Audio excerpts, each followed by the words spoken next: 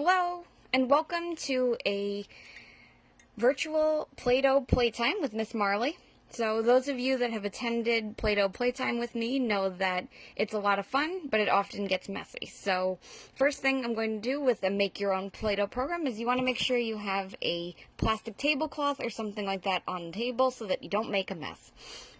Also, just be aware that food coloring does stain skin, so you want to try to keep that from getting on your hands if possible. So today, make your own Play-Doh with ingredients you already have in your kitchen.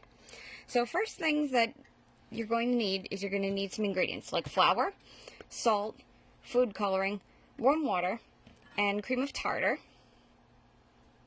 So for anybody that doesn't know what this is, it is found in the baking aisle and is usually used to make meringues or other fluffy things. This is my sample. This is how it turned out originally. So I'm going to show you how to make this step by step. You're going to need two different bowls, one for powder and one for liquids. Just make sure that you have two separate bowls. First thing is that you're going to need 1 cup of flour.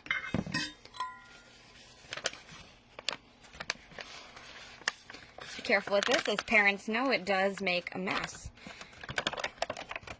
So I'm going to scoop that out really, really carefully.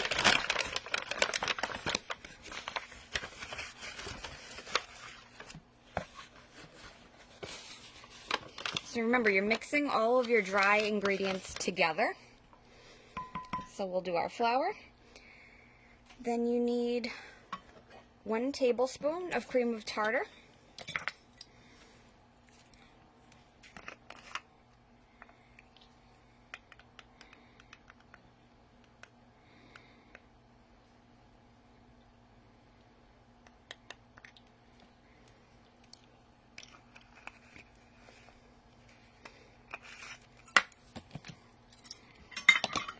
And then the last thing that you need is 1/4 cup of salt.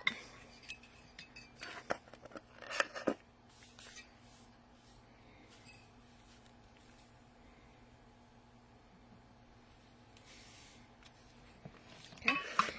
So like I said, it's important to remember to mix the powdered things separately because otherwise they won't react the way that you want them to. Just a little bit of kitchen chemistry here for you. So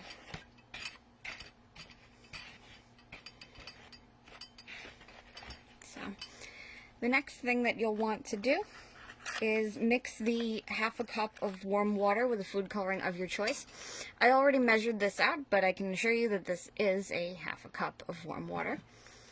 So I'm going to do blue because I did purple originally, so let's do something different. So you're going to need to put 6 drops of food coloring in there. So count it with me. 1, 2, 3, 4, 5, 6.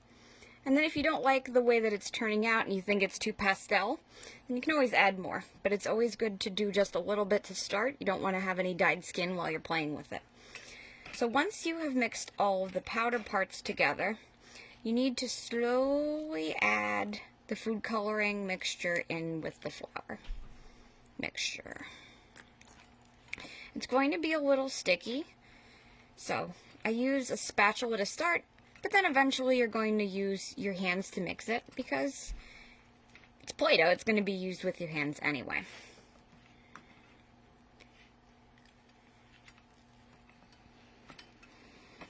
You're going to stir it until it's all mixed together.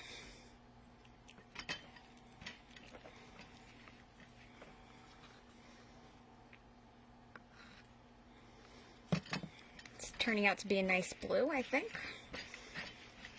Mixing, mixing. Might turn out to be a little bit sticky or a little dry to start off. If you're finding that, then you'll want to add just a little bit of water to make sure. But you can always add a little bit. The point is that you want to get the measurements as close as you can. So it's starting to mix a little bit, which is good. Mixing, mixing, mixing. Looking good. Let's see if I have a little more water. It's looking a little dry.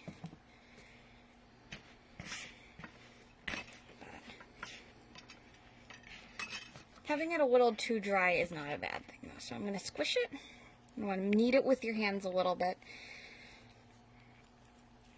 The first time I did this, it was actually too sticky, and now it's actually pretty perfect. So, you want to make sure, like I said, that you stir it with a spatula first so that you don't get it all over your hands. Especially with the little ones, you don't want to have them suddenly looking like a Smurf. Okay. So you can repeat this process as many times as you'd like to get as many colors as you like. So now I have, and you have, hopefully, if you're watching this video, made Play-Doh. So, you know, it's not the same as doing it at the Hot Dog Library with me, because we have all those fun tools, but really anything in your house that is food safe can be used with this Play-Doh.